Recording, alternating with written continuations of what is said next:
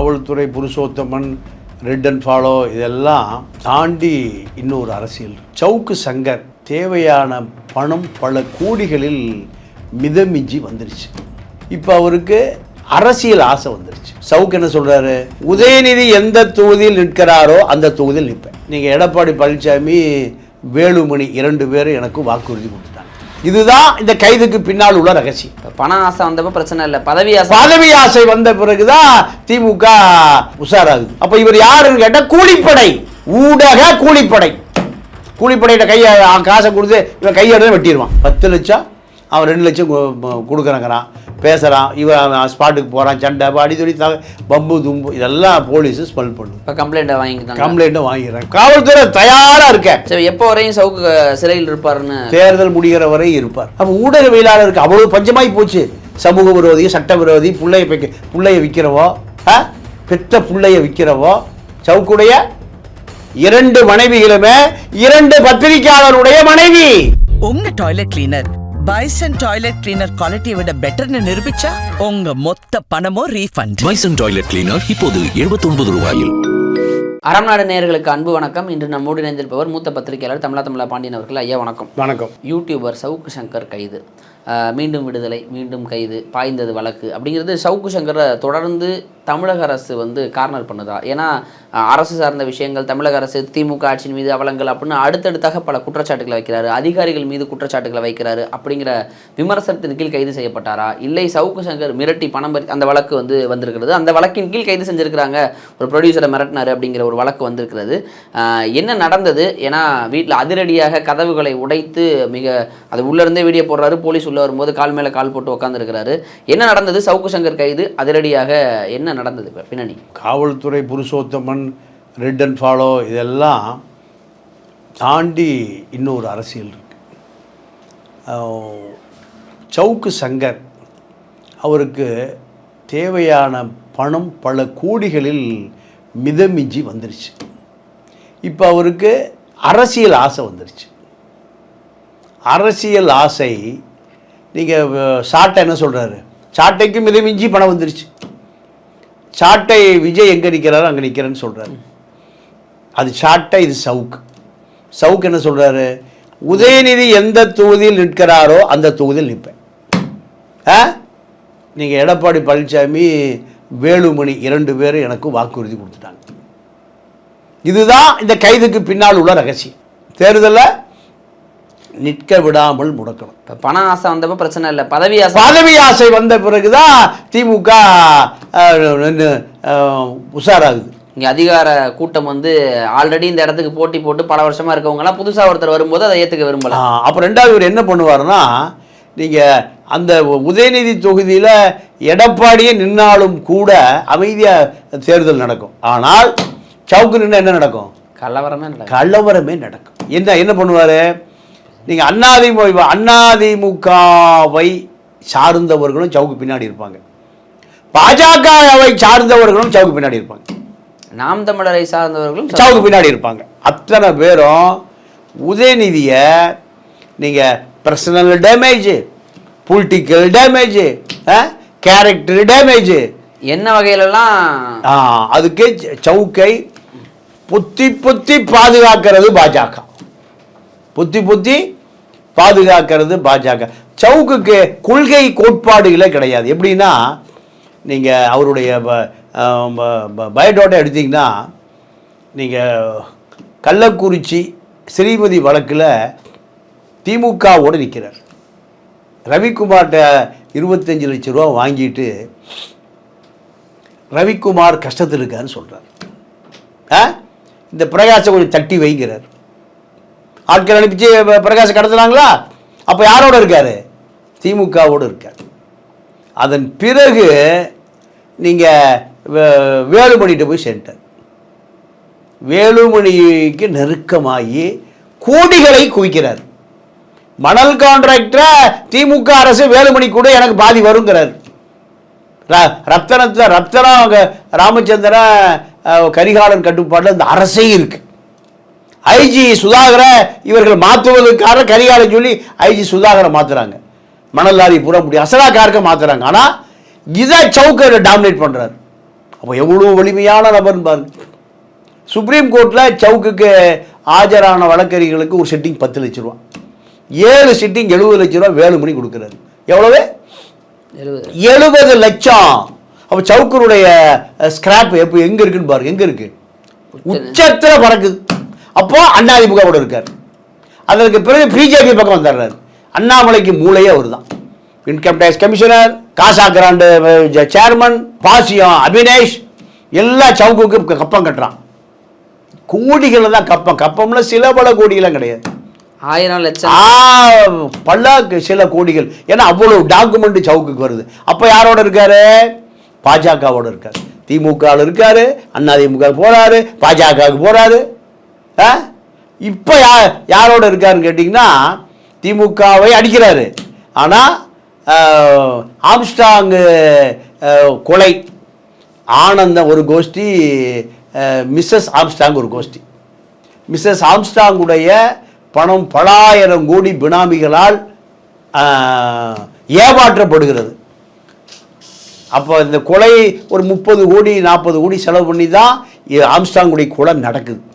இது ஏப்ப சாப்பையோ உள்ளே இருக்கிற ரவுடி முடிச்சா முள்ள மாதிரி பிட் பாக்கெட்டு பங்காரியெல்லாம் பண்ணலை. இதை ஒரு பெரிய மாஸ்டர் மைண்டு தான் பண்ணுது. 30 கோடி ரூபாய் அந்த கொலைக்கு செலவு செய்யப்பட்டிருக்குன்னா யார் செலவு பண்ணியிருப்பான்னு பார்த்துங்க.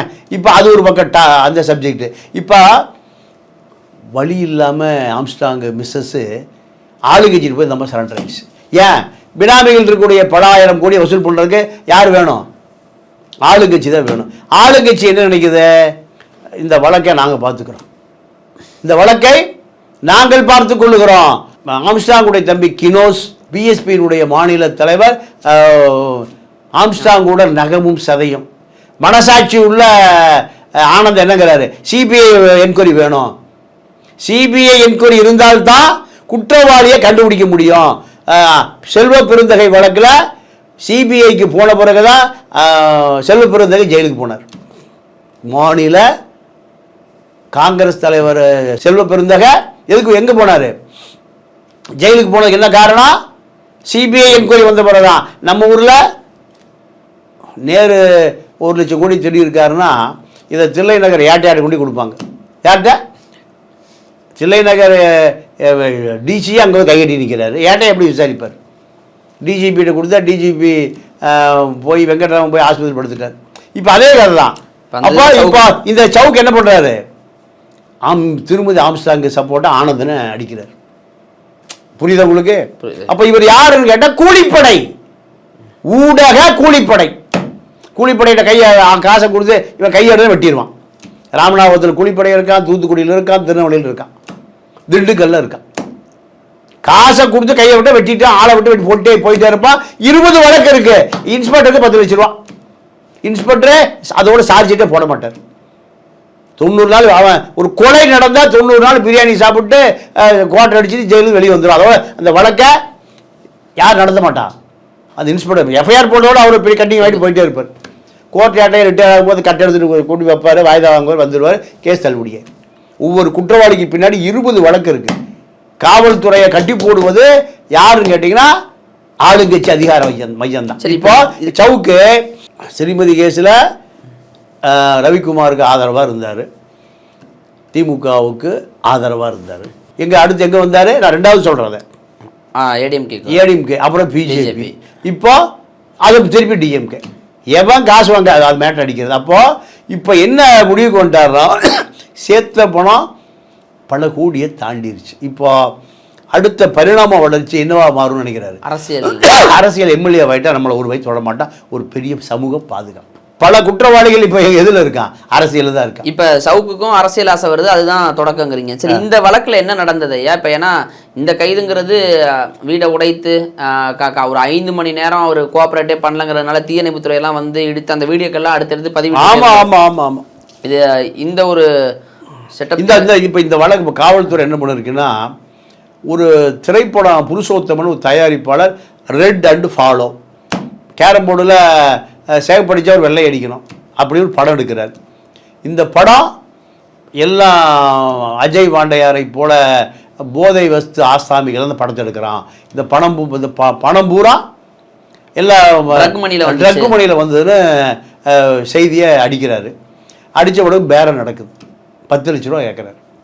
10 லட்சம் அவன் 2 லட்சம் கொடுக்குறங்கிறான், பேசுகிறான். இவன் ஸ்பாட்டுக்கு போகிறான், சண்டை அடித்தொடி பம்பு தும்பு இதெல்லாம் போலீஸு ஸ்மெல் பண்ணுது. இப்போ கம்ப்ளைண்ட்டை வாங்கிடுறாங்க. காவல்துறை தயாராக இருக்க, எதிராக மாட்டுவான், மாட்டினால் ஆட்டுவான்.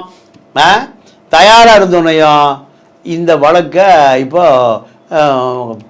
புருஷோத்தமன் புகார் கொடுக்குறார். புருஷோத்தமன் தாக்கப்படுகிறார். புருஷோத்தமன் பணம் அனுப்புகிறார். எல்லாம் ரெக்கார்டை பூரா மெயின்டைன் பண்ணுறாங்க. மெயின்டைன் பண்ணி கொடுக்குறாங்க, தூக்குறாங்க, அடைக்கிறாங்க. இப்போ சரி, இப்போ சவுக்கு சங்கர் கைது ஓகே, சவுக்கு சங்கரோடு மாலதி கைது கூட மேலும் 4 பேர் அப்படிங்கிற மாதிரி அவங்க காலையில் சொன்னாங்க. பிறகு எத்தனை பேருங்க டேட்டா தெரிய வரும் ஐயா? என்ன அவங்க கூட இருக்கவங்க அவங்க மிரட்டலை, அவர்களும் இவர்கள் செய்கிற அந்த சமூக விரோத செயலுக்கு உடந்தையாக இருக்கு, தெரிஞ்சே உடந்தையாக இருக்கான். இது மாதிரி இப்போ பலர் வேற யாராவது மிரட்டப்பட்டிருப்பாங்களா? வேற புகார்கள் எதுவும்? ஆமாம். நீங்கள் இப்போ யாரும் புகார் கொடுத்தா இப்போ முதல்ல காவல்துறை நிறைய வழக்கு நிலுவையில் இருக்குது. 20க்கும் மேற்பட்ட எஃப்ஐஆர். அப்போ இது குண்டாஸ் அடைக்கப்படுவதற்கு வாய்ப்பு இருக்கு. மாலதியும் குண்டாஸ் அடைக்கப்படுவதற்கு வாய்ப்பு இருக்கு. குண்டாஸில் போட்டால் தேர்தலிக்க முடியாது. குண்டாஸில் போட்டால் எந்த வழக்கும் தண்டனை கொடுக்கப்பட்டால் ஜெயலலிதாவே இருந்தாலும் எலெக்ஷன் முடியாது. இப்போ அதுதான் நடக்கும். 2வது மாலதி மீது பிசிஆர் வழக்கு பதிவாக போகுது. இந்த அம்மா ஒரு தலித் இளைஞனை புருஷோத்தமோடு வந்தவர்களை அந்த அம்மா பேசி திட்டி, ஜாதியை சொல்லி திட்டி, இப்படி ஒரு புகார் பெறப்பட்டிருக்கு. இப்போ ஒரு 10 லட்ச ரூபா பேரத்துக்காக நடந்தது, பணம் ரெசிப்ட் எல்லாமே வந்து கலெக்ட் பண்ணியிருக்கிறாங்க அப்படிங்கிற மாதிரி செய்திகள் வருது. இப்போ இதன் பேரில் அரெஸ்ட் செய்யப்பட்டிருக்கிறார். ஆனால் நீங்கள் நிலுவையில் வழக்குகளை கருத்தில் கொண்டு இது குண்டாசாக பாய வாய்ப்பு இருக்கிறதா? 100% வாய்ப்பு இருக்கு. ஏன்னா எப்படி சவுக்கு மேலையும் பாயும், மாலதி மேலையும் பாயும். மாலதி மேலே பிசிஆர் போட்டால் அந்த மாதிரி ஒரு குறைந்தபட்சம் ஒரு 6 மாதம் ஜெயிலிருந்து வரைக்கும். சரி, இப்போ சவுக்கு சங்கர் 2026 சட்டமன்ற தேர்தல் தமிழகத்தில் வர இருக்கு. இன்னும் ஒரு 3-4 மாதம் தான் இருக்கு. அந்த நேரத்தில் ஊடகத்தின் வாயிலாக திமுக அரசுக்கு மிகப்பெரிய தலைவலியாக மாறி இருக்கிறார். நிறைய திமுக எல்லாரையுமே குற்றச்சாட்டுகள் வைக்கிறது இருக்கட்டும். இந்த நிலைமையில் சவுக்கு சங்கரை குறி வைத்து கைது செய்துட்டாங்க இப்படிங்கிற ஒரு ப்ரொபகண்டா எடுக்கிறாங்க. அதன் கீழே தான் கைது செய்யப்பட்டாரா, இல்லை முழுக்க மிரட்டல் வழக்கு இந்த மாதிரி வழக்கு தானா? இல்லைங்க, வழக்கு நிலுவையில் இருக்க காவல்துறை சரியா வேலையே செய்யல. இவ முதலே பிடிச்சிருக்கணும். வழக்கு நிலுவையில் இருக்கா இல்லையா? 2வது அந்த வழக்கு நடந்துட்டு இருக்கு. நீங்க 3 மாதம் நீதிமன்றத்தில் அனைத்து ஆவணங்களை கொடுத்து நீதிமன்றம் தண்டனை கொடுத்துருக்கோம், வளர விட்டுருக்காது. இப்போ எப்படி ஒரு ரவுடி 20 கேஸ் நிலுவையில் இருக்கு? யார் மேலே தப்பு? காவல்துறை நீதியரசராக வந்து தேடி கட்சி முடிப்பாரு, சாட்சிகள் எடுப்பாரு. எப்போ வரையும் சவுக்கு சிறையில் இருப்பாருன்னு? தேர்தல் முடிகிற வரை இருப்பார். நிச்சயமா கண்டிப்பா இருப்பார். மாலதி பிசிஆர் வழக்கில் இருக்கு. 2 பேரும் என்ன கேட்டால் மாலதி வந்து சட்டபூர்வமான மனைவி கிடையாது சவுக்குக்கு. அது ஒரு பத்திரிகையாளருடைய மனைவி. ஒரு பத்திரிகையாளருடைய மனைவி. அந்த பத்திரிகையாளரிடம் பெற்ற மகனை 45 லட்சம் ரூபாய்க்கு விற்றுட்டு அவன் அந்த கணவன் என்னை டைவர்ஸ் கொடுத்துருக்கிறான், பையன் எனக்கு வேணுங்கிறான், இல்லை அப்படி எனக்கு 45 லட்ச ரூபா கொடு. இப்படி வாங்கி கொண்டு வந்தவர் தான் ஊடகவியலாளர்னு சொல்லிக்கிறாங்க. அப்போ ஊடகவியலாளருக்கு அவ்வளோ பஞ்சமாகி போச்சு. சமூக விரோதி, சட்ட விரோதி, பிள்ளைய விற்கிறவோ, பெத்த பிள்ளைய விற்கிறவோ, அடுத்தவன் ஒரு கணவனோடு குடும்பம் நடத்துகிறவோ, இவனுக்கெல்லாமா ஊடகத்துக்கு அறிவு சொல்லி 7 லட்சம் சப்ஸ்கிரைபர் பார்க்குறான், 10 லட்சம் சப்ஸ்கிரைபர் பார்க்குறான். ஒழுக்கம் என்பது அனைவருக்கும் பொதுவானது. நான் ஒருவரை குற்றம் சொல்கிறேன்னா நான் குற்றமே இல்லாதவனாக இருக்கணும். நான் குற்றமே இல்லாதவனாக இருந்தால் தான் நான் குற்றம் சொல்வதற்கு தகுதி உடையவன். நானே ஒரு குற்றவாளி, நான் இப்படி குற்றம் சொல்ல முடியும்? இப்போ இந்த சவுக்கு விஷயத்தை பொறுத்த வரைக்கும் எல்லா தவறுகளுக்குமான இடம்தான் சவுக்குடைய 2 மனைவிகளுமே அடுத்தவருடைய மனைவி. சவுக்குடைய 2 மனைவிகளுமே 2 பத்திரிகையாளருடைய மனைவி. இப்போ எவ்வளவு அயோக்கியத்தனம், எவ்வளவு ஒரு மோசடித்தனம். இவர் ஊடகவியலாக உட்காராரு, மக்கள்லாம் பார்க்குறான்னா இப்போ மக்களுக்கு தெரியலையா? இல்லை தெரிந்தே பார்க்கிறார்களா? சவுக்குக்கு மாலதி 3வது மனைவிங்க. 2 மனைவிகளுமே அடுத்தவனுடைய குடும்பத்தை கெடுத்து அவனை குடும்பத்தை பிரித்து புருஷன் ஒரு பக்கம், பொண்டாட்டி புள்ள ஒரு பக்கம், பொண்டாட்டியை இவர் கூட்டிகிட்டு வந்து. அப்போது உனக்கு பொது வாழ்க்கையில் என்ன ஒழுக்கம்பா இருக்கு சொல்லு.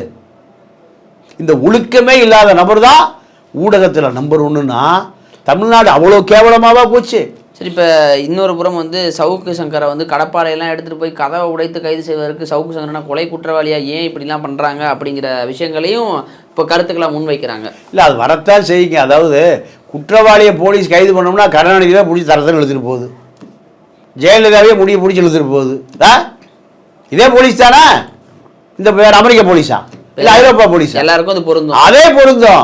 ஆங்கிலேயர் காலத்தில் கட்டமைக்கப்பட்ட இதே காவல்துறை அதனுடைய பணியை தொடர்கிறது. சரி, இப்போ பாஜக வரைக்கும் இன்ஃப்ளூயன்ஸ் இருக்க சவுக்கு சங்கரால உச்சநீதிமன்றத்தில் பல லட்சம் ரூபாய்களை ஸ்பெண்ட் பண்ணி அட்வொகேட்டை நியமிக்கக்கூடிய சவுக்கு சங்கரால இந்த வழக்கில் இருந்து தேர்தல் முடிவதற்கு முன்பாக வெளிவர முடியாதுன்னு நினைக்கிறீங்களா? முடியாது என்பது நீதிமன்றம் முடிவு பண்ணும். நீதிமன்றம் நம்ம அதில் உள்ள.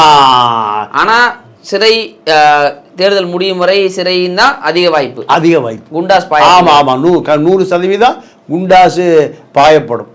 ஏன்னா இப்போ பத்திரிகையாளனாக ஊடகவியலாளனாக இருந்து செய்கிற துன்பத்தை விட நீங்கள் உதயநிதி இருக்கிற தொகுதியில் உதயநிதி வந்து அவங்க அப்பா முதலமைச்சர் வெற்றி பெற்ற பிறகு அவர் தான் முதலமைச்சர். ஆமாம், இப்படியான ஒரு திட்டத்தில் இருக்கு. அது ஒரு 75 ஆண்டு காலம் தமிழ்நாட்டை ஆண்ட கட்சி, இந்தியாவில் பெரிய ஆட்சி செய்கிற கட்சி. அப்படி இருக்கும்போது ஒரு சவுக்கு யானையினுடைய காதில் ஒரு கட்டெரும்பு பூதுனா யானை தறிக்கிட்டு தான் ஓடும். யானை கட்டெரும்பு உள்ள பூந்துச்சுன்னா கடிக்க யானை என்ன ஆகும்? மதம் பிடிச்சு ஓடும். அப்போ கட்டெரும்பை நசுக்க வேண்டிய தேவை யாருக்கு வந்திருக்கு? யானை பாகனுக்கு வந்திருக்கு. யானை பாகனுக்கு கட்டெரும்பை தேடி பிடித்து காதுக்குள்ள கையை விட்டு யானையை கட்டுப்படுத்தக்கூடிய அந்த தேவை யானை பாகனுக்கு வந்திருக்கு. அதுதான் யானை பாகர்கள் செய்கிறார்கள். நிச்சயமாக ஐயா, சவுக்கு சங்கர் தேர்தல் முடியும் வரை சிறையில் தான் இருப்பார் அப்படிங்கிற விஷயங்களையும் அவர் மீது இதெல்லாம் பாயப்போகிறது. ஏன்னா இவ்வளோ வழக்கு நிலுவையில் இருக்குது, இப்படிலாம் மிரட்டினார் அப்படிங்கிற பல்வேறு விஷயங்களை பகிர்ந்துருக்கிறீங்க. என்ன நடக்குதுங்கிறத பொறுத்து வந்து பார்ப்போம். நேரம் கொடுத்ததற்கு நன்றி ஐயா. நன்றி, வணக்கம்.